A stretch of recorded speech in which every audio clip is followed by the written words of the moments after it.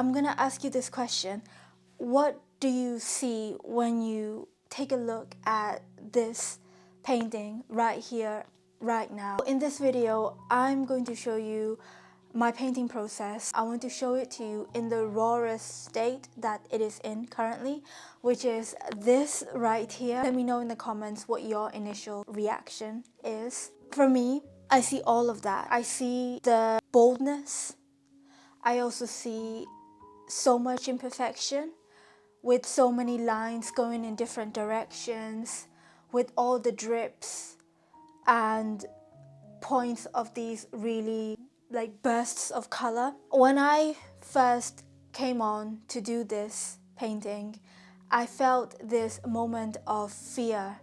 But then as I got the brush and I started to paint, that fear went away, and what came forward was this feeling of curiosity, and more even so than curiosity, it was this feeling of like just calmness and stillness, and I wasn't even thinking anymore.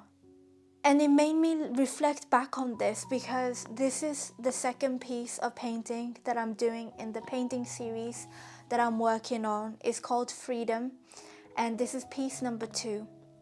So as it's the second piece, I'm already having these thoughts of, will this piece be as good as the last one?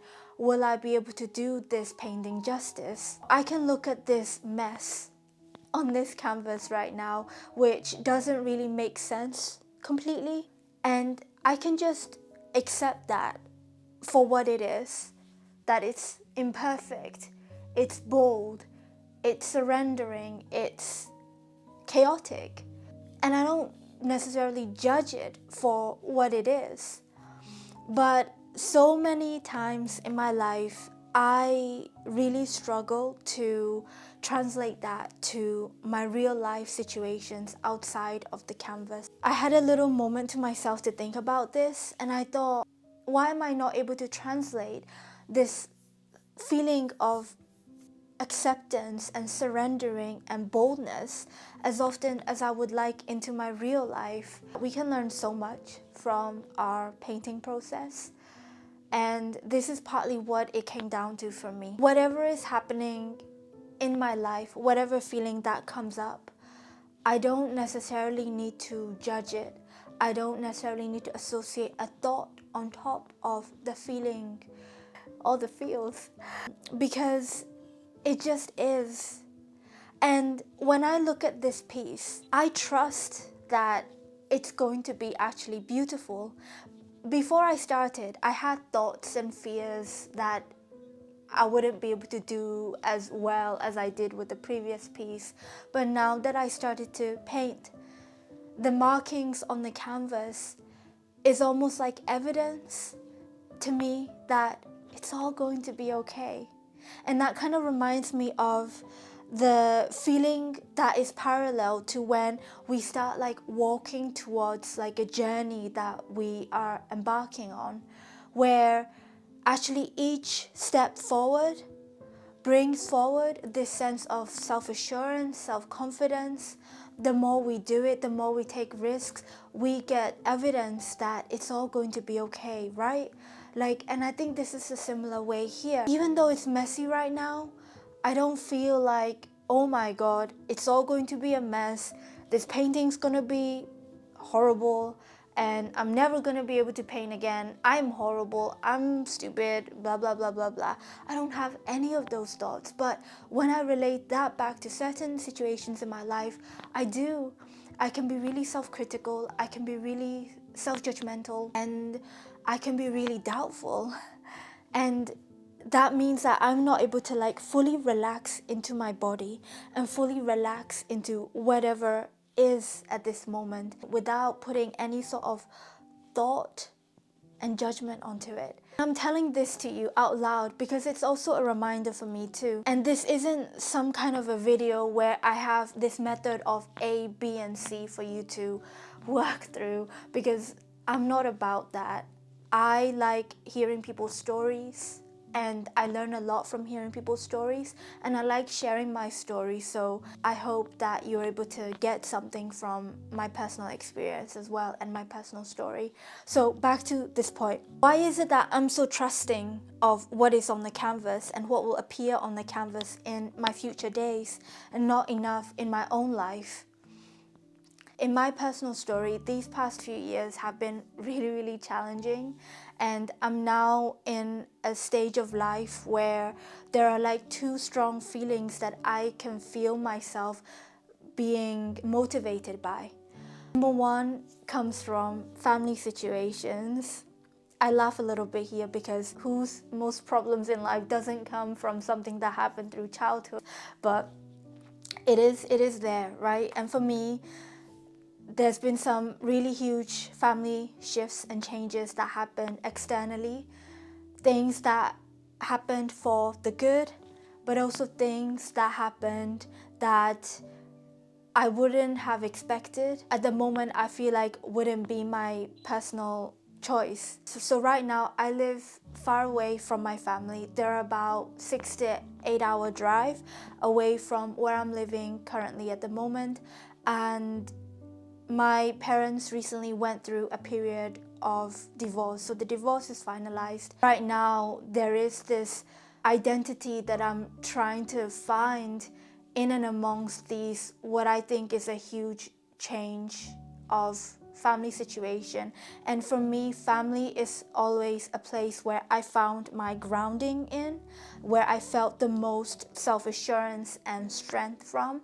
And for all of that to break apart means, for me, there is this sense of not feeling safe, and realizing the different family changes that are happening that I'm trying to grapple onto. Where do I fit into all of this? When you find so much of strength from your family, living away from them, it can be really challenging. And I try to see the good in it, but at the same time, I can't help but also feel this sense of abandonment. And of course, this abandonment comes from when I was in my childhood. My father left me and my mom like when we were really young. And I'm sharing this with you because I know that I'm not the only one with a story like this of father or mother abandonment. I think it's actually more common than we think. It's a very vulnerable thing for me to share, but I'm sharing because I think it's important for you to understand the context as well. So this fear of abandonment actually makes me think about all the fearful things. Like, I attach myself onto thoughts like, they've abandoned me because they don't love me, I'm not lovable, I'm not enough, they're having so much fun without me, and I'm being left behind. All these thoughts that, when I think about it, is actually not true. My mind can tell me that it's true, but it's actually not the truth. And I learned that just yesterday from painting this, because you can have an experience like a brush touching a canvas with paint, and it just is. No matter how messy it is, no matter how imperfect it is, it just is. If I'm able to detach myself and see the bigger picture, and also believe in the possibility, then if I relate it back to my personal experience, I know that this is only a part of an experience, and that is not the entirety of the truth. And I was speaking to my mom on the phone this morning, and after I got off the phone to her, I had a little cry. It lasted for about 2 minutes, and it was based on a story that she was telling me, and I felt all these emotions of abandonment and pain and not enoughness come up again. And after the conversation, I just felt quite tired, and I just cried. In that moment, I didn't allow myself to attach these thoughts of not enoughness. I just allowed things to be as they were, because this is such a huge driving force feeling in my life at the moment that could potentially turn into something toxic and turn into something that drives all of my behavior onwards, which is not something that I would like. being able to relate it back to my painting process really helped me. And also just being able to accept my feelings without any judgment really helped me. On to my second point. Right now, I'm on a journey of treading new paths. It is for me to commit to my painting practice, but it is also for me to see if I can become a professional artist, selling my artwork, selling my poetry, and having many different kinds of experiences that allow me to actually call this my work, because I do believe that this is my calling. I do believe that this is what I'm meant to do, and I do believe that this is why I'm here sharing my story with you. Taking these steps, it's really misty out here. I feel like I'm walking under moonlight every single day. I am, again, doubtful and fearful about the future, what's going to happen, thinking about the consequences of the actions that I make. I'm in my 30s now, and I feel like being in my 30s, I am so subjected to so much more thoughts about what people or society think that I should be living my life, and I do the same to myself based on what I see around me.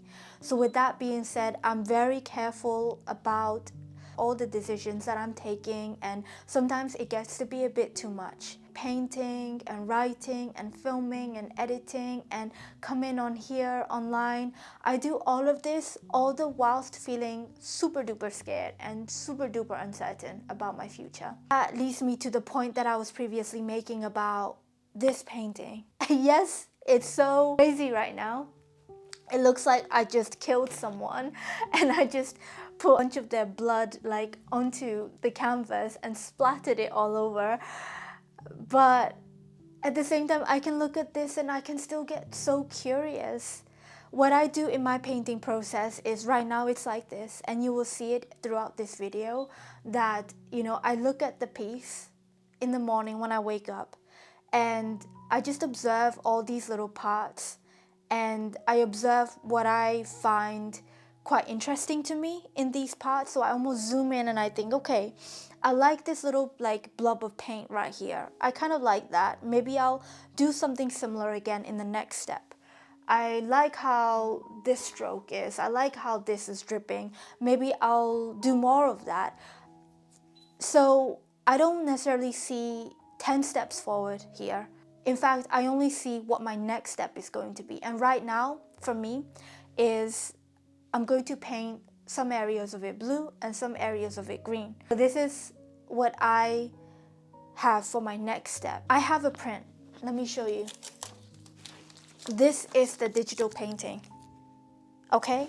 And this digital painting has colors, but I'm not necessarily trying to follow it step by step. If you follow my short videos and if you follow my long form videos, you will actually see that the first painting that I did turned out different from the digital painting itself. You can see that there is something there that I'm kind of following, but at the same time I'm not, because I want the original painting to come out authentically, and I want it to be as much of a surprise as it is about the intention of knowing a rough idea of what it is about. So what does it tell you? What does it tell us about all of this craziness that we call life, where art is a part of it, right?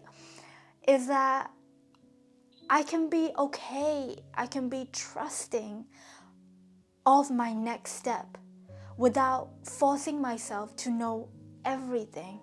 Because when I start, and I do this often because I'm imperfect and I'm really human, and I do this so many times, what I do is I think about 10 steps forward, and I project myself forward with so many things of what could be, what can be, what should be, that I'm already fearful in this present moment.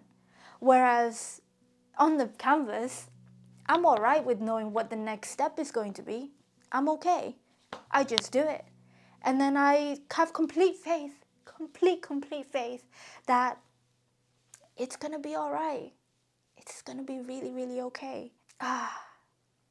This is such a huge realization for me. I wanted to share it with you. I wanted to share my story and my experiences. I don't know who this might benefit from me sharing. And like I said, I'm not about having 10 steps for you to follow. I'd rather you follow your path and you follow your intuition. And if anything, I hope that me sharing allows you to connect some dots in your own way that helps you in your art making journey, in your creative journey, in your life in general. Because I think art is life and life is art. It goes beyond the canvas. And if I am to live out this motto that I really do believe in, I think it has to come from me reminding myself every time I have that fear, every time I have that thought, every time I have that insecurity of what I just learned right here on the canvas, that it's okay to trust in the next step. It's okay to accept the feelings that are within at this moment without judging. Everything is going to be beautiful. Your life and my life, our lives are going to be beautiful, like a beautiful piece of painting. I hope that helps. I'm hushing the dog on the chain. I'm running up stones on the edge of the bank. Rally the troops for another refrain. I sing this softly to myself. I sing this softly